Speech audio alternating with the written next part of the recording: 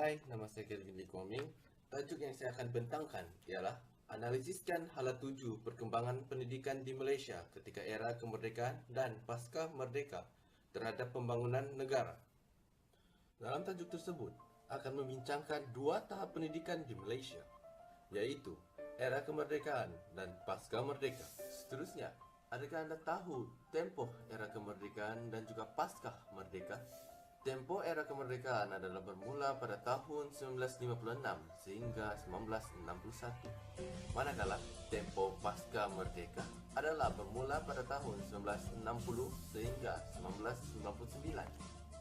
Hala tuju perkembangan pendidikan di Malaysia ketika era kemerdekaan adalah lebih kepada perpaduan.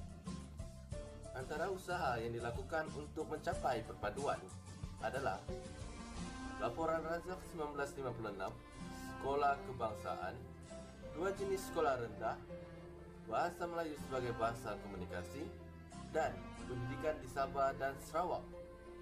Manakala, hala tuju pendidikan semasa pasca merdeka adalah lebih kepada nasionalisme dan rekonstruksi diri, dan juga pekerjaan.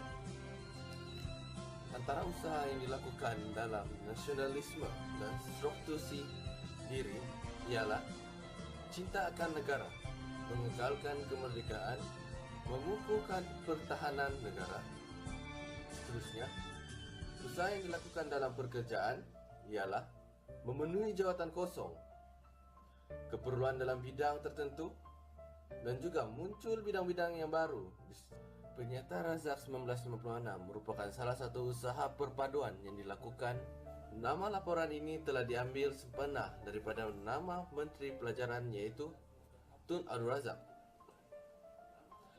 Matlamat beliau adalah membentuk semula sistem pendidikan di Malaysia. Laporan ini telah digabungkan ke dalam Seksyen 3 daripada Ordinan Pelajaran 1957 untuk membekalkan asas kepada rangka pelajaran atau kemerdekaan Melayu yang akhirnya dikenali sebagai Malaysia. Isi dalam laporan Razak juga menyatakan bahawa tujuan pendidikan dalam negara ini adalah menyatukan budak-budak daripada semua bangsa dalam negara ini dengan menggunakan peraturan pendidikan yang meliputi semua bangsa dengan menggunakan bahasa kebangsaan, bahasa penghantar yang utama, dengan cara beransur-ansur seterusnya bagi mencapai perpaduan ialah menjadikan bahasa Melayu sebagai bahasa komunikasi. Setiap sekolah telah menjadikan bahasa Melayu sebagai bahasa rasmi dan persamaan subjek teras dalam pendidikan antara subjek bahasa Melayu dan bahasa Inggeris yang diwajibkan dalam semua sekolah rendah dan sekolah menengah. Ini bertujuan untuk mengekalkan kemerdekaan yang baru dicapai dan memastikan rakyat Malaysia dapat hidup dalam sebuah negara yang berbilang kaum, bermula dengan murid-murid sekolah rendah yang akan mewarisi nikmat dan nilai kemerdekaan. Usaha ketiga yang telah dilakukan bagi mengekalkan perpaduan di Malaysia ialah membagikan kepada dua jenis sekolah rendah. Sekolah-sekolah di Malaysia waktu itu konsepnya telah diubah kepada dua bahagian, iaitu sekolah rendah umum dan sekolah rendah jenis umum. Sekolah rendah umum adalah menggunakan bahasa pengantarannya bahasa Melayu, manakala sekolah rendah jenis umum adalah sekolah menggunakan bahasa penghantar masing-masing, contohnya bahasa Tamil dan juga Koyu. Usaha keempat bagi mengekalkan perpaduan kaum ialah sekolah kebangsaan. Usaha ini dilakukan untuk menarik semua kaum untuk bersatu dalam satu bumbung ilmu yang mempunyai sukatan pelajaran yang sama dan satu kurikulum yang boleh dimasukkan dalam semua budaya dan bangsa. Usaha kelima bagi mengekalkan perpaduan di Malaysia ialah memajukan pendidikan di Sabah dan Sarawak. Usaha yang dilakukan di Sabah ialah lebih kepada kemajuan akademik, yaitu dengan mengantar guru-guru daripada Sarawak dan Semenanjung untuk mengajari sekolah-sekolah kerajaan di Sabah. Manakala di Sarawak, pendidikan adalah bercorak perpaduan kaum antara Bumi Putra dan Cina. Mengikut laporan Macmillan 1960, kaum Cina ketika itu adalah lebih dominan dalam ekonomi dan pelajaran. Seterusnya, kaum Cina telah menumbuhkan banyak sekolah rendah dan sekolah menengah Cina di seluruh kawasan Sarawak. Ketika itu, kerajaan Inggris telah mengambil keputusan untuk mengarah sekolah Cina menukar nama dan status sekolah kepada kerajaan Inggeris supaya pelajar Bumi Putra dapat melanjutkan pendidikan di sekolah menengah dengan pelajaran mempunyai sukatan pelajaran yang sama semua pihak di peringkat sekolah rendah dan sekolah menengah. Hala 7 pendidikan semasa pasca merdeka berlainan dengan Hala 7 era kemerdekaan. Ini kerana Hala 7 pendidikan pasca merdeka adalah lebih bercorak nasionalisme dan rekonstruksi, bertujuan untuk menanam semangat cinta akan negara dan semangat perjuangan dalam mengekalkan kemerdekaan yang telah dicapai, cita-cita, harapan, serta wawasan pembangunan bangsa dan negara. Guru-guru memainkan peranan penting dalam membentuk pelajar-pelajar yang berjiwa kebangsaan. Semangat patriotisme dapat dipupuk melalui pendidikan serta memberi kesedaran kebangsaan. Malaysia sangat menekankan semangat kebangsaan ini kerana Kementerian Pendidikan Malaysia ingin memupuk nilai-nilai patriotisme di setiap peringkat sistem pendidikan di Malaysia. Kementerian Pendidikan ingin masyarakat mempunyai ketahanan jiwa sosial dan moral yang tinggi untuk menempuh segala cabaran yang dihadapi dengan perubahan kemajuan ke atas Malaysia.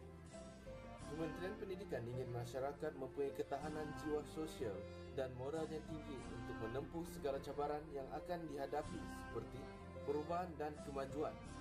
Selain itu, semangat seperti ini juga harap dikekalkan untuk membangunkan dan meningkatkan maruah Malaysia serta martabat sebagai sebuah negara yang maju dan memberi nama yang baik di mata dunia. Pada tahun 1911 sehingga 1947, pekerjaan masyarakat Malaysia lebih kepada penanaman padi, buruh pertanian, pengurusan pertanian, membuat atap, penanam kelapa, dan tukang jahit. Kesemua ini adalah lebih kepada pekerjaan secara diri, dan kegiatan semua ini telah berlanjutan selama 46 tahun. Rakyat Malaysia hanya bekerja sebagai secara diri. Namun, berlaku perubahan selepas tahun 1947, peranan telah bertambah, iaitu pada tahun 1957 telah berlaku pekerjaan polis, guru, tentera, pengurusan perniagaan, kebun getah, dan juga pekerjaan yang dikekalkan iaitu nelayan, buruh, penjajah, dan pengurusan pertanian. Seterusnya, pada tahun 1970 telah wujud pekerjaan pengkeranian profesional dan teknikal, jururawat, pegawai pentadbiran, dan pengurusan kesemua pekerjaan ini telah bertambah bilangan pekerja mengikut keperluan semasa. Hala 7 pendidikan semakin ketara pada tahun 1960. Ini kerana kebanyakan jawatan yang disandang oleh orang British sebelum merdeka telah dikosongkan untuk digantikan kepada orang-orang Malaysia untuk mengurus pentadbiran kerajaan. Keperluan pendidikan dalam melahirkan masyarakat yang berkualiti sangat diperlukan dalam mengisi jawatan kosong dalam kerajaan. Dasar ekonomi baru telah dibina pada tahun 1970 untuk memperkembangkan sektor awam pada tahun 1980. Begitu juga telah berlaku dalam sektor swasta, banyak membuka peluang kepada semua masyarakat. Kerajaan telah mengalami tindakan untuk memenuhi jawatan kosong tersebut, telah membuka beberapa IPTA untuk menambah tenaga pekerja siswaza yang bersesuaian dengan keperluan pembangunan negara. Secara kesimpulannya, pendidikan merupakan salah satu pembentuk corak dalam pembangunan negara semasa dan selepas merdeka. Kerana pendidikan merupakan usaha pertama dalam menyatukan rakyat Malaysia yang berbilang kaum pada tahun 1956 sehinggalah ke hari ini.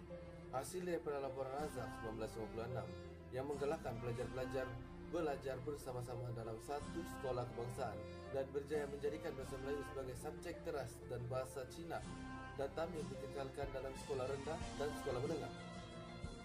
Malaysia terus mempertahankan kemerdekaan dengan menggunakan pendidikan sebagai hala tuju untuk menanam semangat nasionalisme dan rekonstruksi diri dalam mengadakan berbagai aktiviti yang menaikkan semangat belajar dalam mempertahankan kemerdekaan, terutamanya dalam subjek sejarah, pendidikan moral dan kenegaraan.